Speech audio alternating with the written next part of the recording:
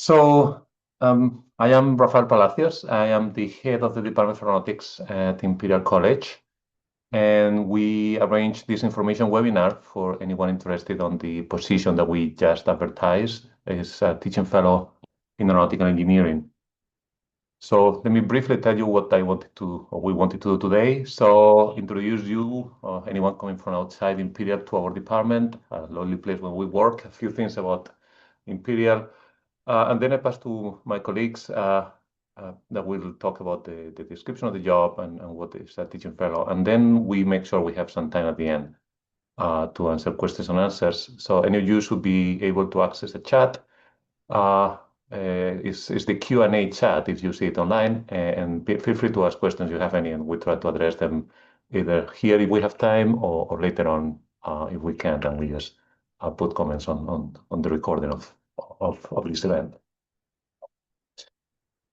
So the Department of Aeronautics, let me tell you just a couple of things on what we are based, and how big we are.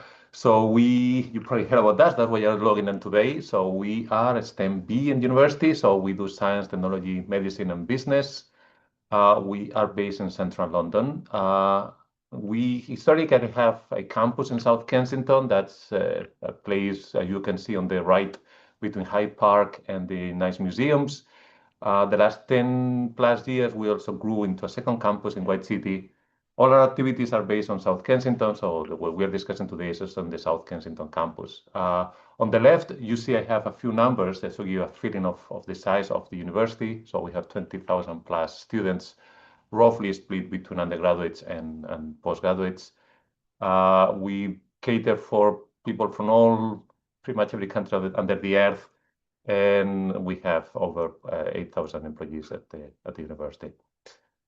The Department of Aeronautics is solely dedicated to aeronautics, which is relatively unique in the UK. So we have a large volume of activity only focused on aero. Our current footprint in terms of student numbers is 630, about 500 of them being undergraduate and the rest being postgraduate taught. We have a very large research activity, so that's the number of research you see there, 140, and we have 45 academic and teaching staff. The split is, I think we have 38, 39 academics and 7 teaching fellows in that category. The picture you see on the left is actually our building, is the building that you see up here on the left of the main entrance at Imperial College. Our teaching degree has 4 different courses. So our major course is the ME in Aeronautical Engineering, which is a 4-year undergraduate degree that takes these 500 students I was mentioning before. But our postgraduate courses are equally popular. This is a 1-year degree on one of the 3 topics you see there: composites, computational methods, and one that we call advanced aeronautical engineering. One thing we are very proud of is that we always feature very highly on any ranking table associated to our teaching and our research, to be honest. So currently we are the first in the UK. You want to do aerospace engineering, and pretty much every of the guides that you find, and the students are, of course, looking into when they come to study with us. Something that we did very well as a university in the last few years as well is we feature very highly on the university rankings at the world level. So we are currently second in the world at the QS university rankings. And what that means is that that also attracts fantastic quality international students to a degree. I put this because one thing we are proud of is the quality of the students that enter through our doors. So our minimum requirement for admissions, for anyone familiar with the A levels, is 2 A stars and an A, or 1 A star and 3 A's. Our typical admission is even higher than that. So we tend to get the students which got straight A stars or 2 A's if they get 4 A stars. The number I put there, 12 to 1, is the ratio of admissions to actually students that applicants to students that come through our doors. And that to me is one of the highlights of joining Imperial, the fantastic experience of working with the brightest kids that want to really get the best of their education. That's it for me. Hopefully that introduced a bit the department. I would like to pass the screen to Dr. Paul Bruce, our Director of Teaching Experience. Paul, you there? I can put the Hi. screen. Great. Thank you, Rafa. So I think the very next slide, I have one slide for you very briefly. So introduce myself. So Paul Bruce, I'm a Director of Teaching Strategy in Aeronautics. And yeah, I line manage our teaching fellow job family. And you'll hear from my colleague Maria in a few moments to tell you a bit more about what you can expect from a teaching fellow. But I would just like to take a minute to run through some of the aspects of the job description and advert that hopefully you will have seen, and is the reason you're sitting in this webinar, probably. I won't run through all the details, but I hope if you're sitting here, you have a PhD or will soon have a PhD in science and engineering, with aero-related expertise. This role, we have some very specific requirements in the first year that we need courses that are taught, including Mathematics 1 and computational fluid dynamics. So if you do not have those skills and experience, or are willing to teach them in a couple of months' time, then this post is probably not for you. So I put there the skills, including CFD, highly desirable. Teaching experience is great, although we appreciate not everyone will have sort of lecturing experience, perhaps coming to this role. So it's desirable, but really an ambition to develop teaching skills and ideally pursue a career in higher education. It would be great. Although this is a 2-year post, we have there's precedent in the past and ambition. Certainly, if you're an excellent fit and do a good job, then we'd love to find ways of keeping you around. So there is a thought to beyond the 2 years. And finally, that last bullet at the top, you have to be able, of course, to work in the UK and start, as I've mentioned, in time to teach in this coming academic year. So that's no later than September. And that would mean delivering courses from the ground running the start of October. Okay, so that bottom set of bullets, expected teaching duties. So I've mentioned we require this teaching fellow to take on Mathematics 1 and computational fluid dynamics from the off. So those are existing courses, so they need some development and preparation for those. And also a big bit of the role is in the supervision of individual research projects for our 4th year research projects for students, and also 3rd year group design projects. So some of you might be familiar with these, or either at Imperial or other universities. They're really very engaging and very engaged students on the whole. So hopefully an exciting opportunity both ways. So to propose projects and also get involved with the supervision of those. And finally, the last thing at the bottom there is, although this list is pretty specific of topics and courses that we'd expect you to teach, I think there's an expectation and indeed a desire that there will be other areas as departmental needs require in the coming years that we would ask you to contribute to. So this is sort of a starting point, but needs will undoubtedly change over the years. Okay, that's enough from me, I think. So hopefully that summarizes or maybe clarifies a couple of the points on the job description and what we're looking for. I will just hand over to Maria now, perhaps to say a few words about our family of teaching fellows. Thank you, Paul. Yes, I've been a teaching fellow in the department for over 8 years now. I'm a principal teaching fellow now, started a teaching fellow and then got promoted to senior and then principal teaching fellow. What I want to say with that is that there's a very well-established promotion and progression criteria and pathway. So if you're interested in a career in teaching, definitely it's very well established here and very well protected under the learning and teaching strategy, which I'm sure if you're interested in the role, you've been looking through the website and you've been already familiarized with that.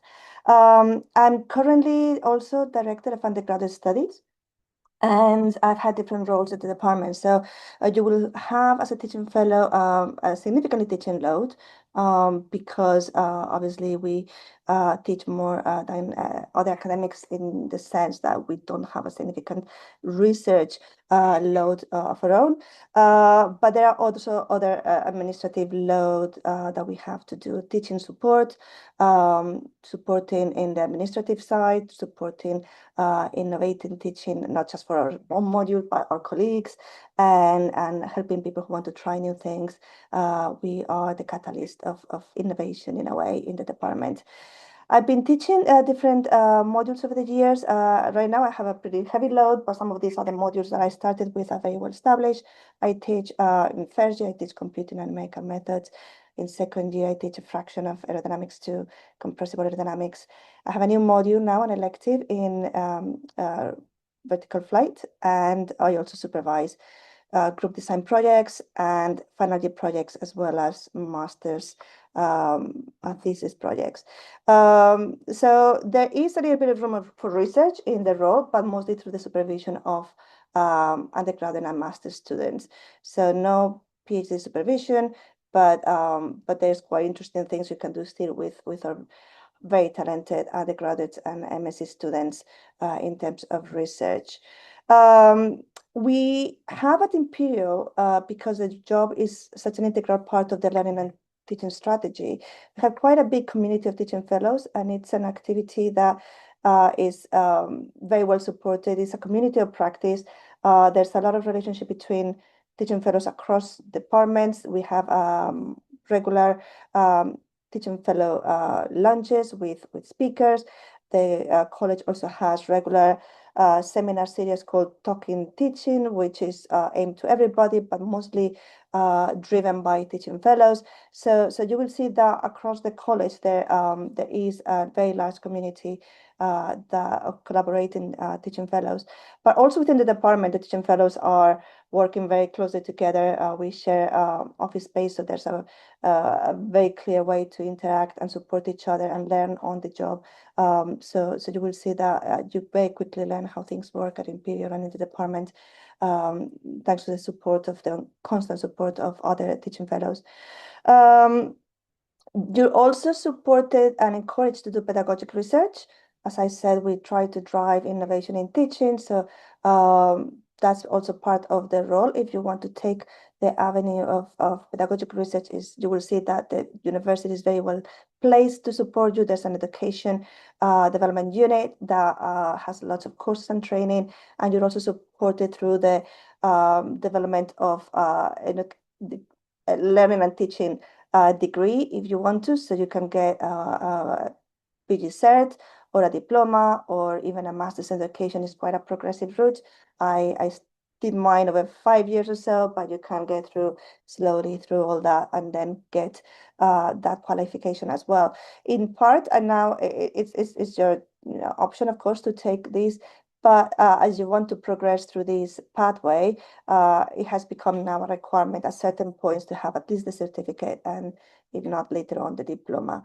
And that's all I want to say, I think, describing the role, but I'm more than happy to answer questions if you want to. Thank you, Maria.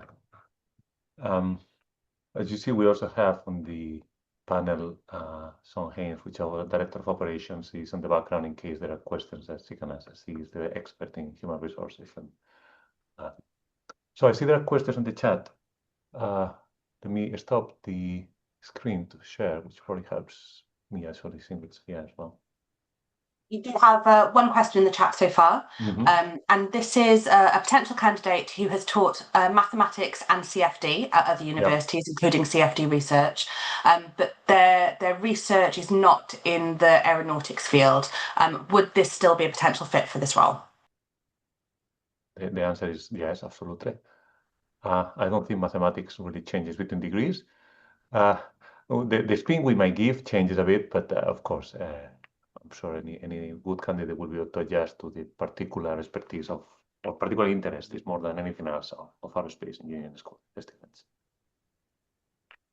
We do have another question, which is if an existing postdoc applies for and takes this position, would they be expected to leave their current research project, or would it be possible to continue in both roles? I think that, I can possibly take this one. This role is for a fixed period of time in order to cover a very specific need that we have in the department.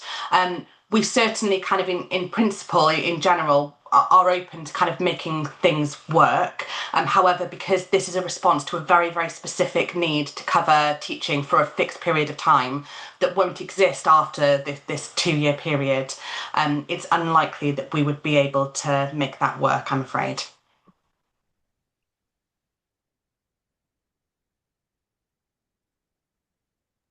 Someone else has asked how many roles are currently on offer, and it is just the one post. Mm-hmm.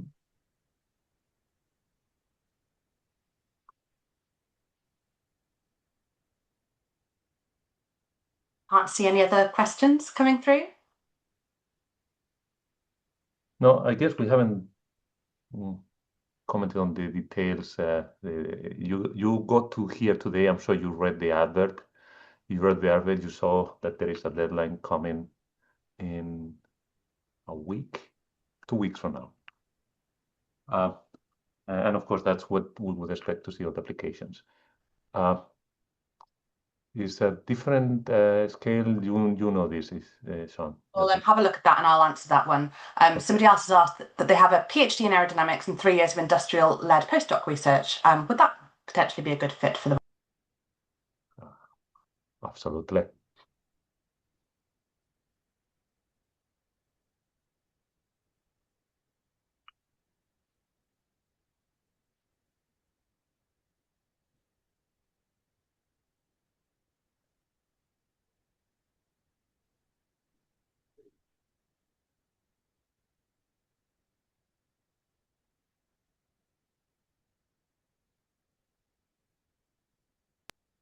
For me as well. So will you support visa applications for this post?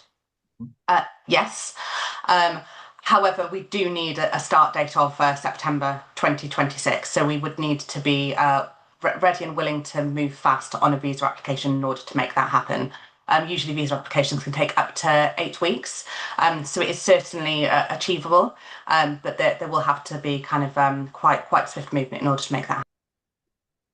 Yep.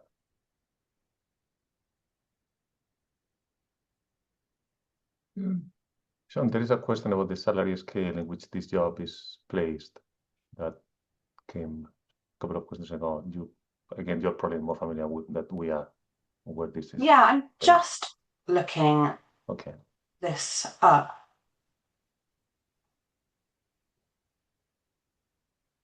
Because something doesn't quite make sense to me with what I'm seeing somewhere. I'm going to follow that one up after the session.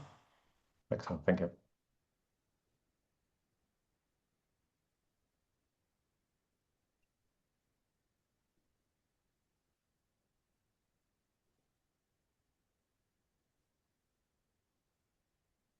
No more questions? All right. If everyone is convinced that we were very clear here, I can only thank the attendees to join us remotely today. As I mentioned, this is recorded, so we make sure that this is available for anyone that wants to come back to the discussions we had. And I would like to thank our 4 colleagues here, or 3 thanking myself, for joining us this afternoon. Thank you. Bye-bye. Bye-bye.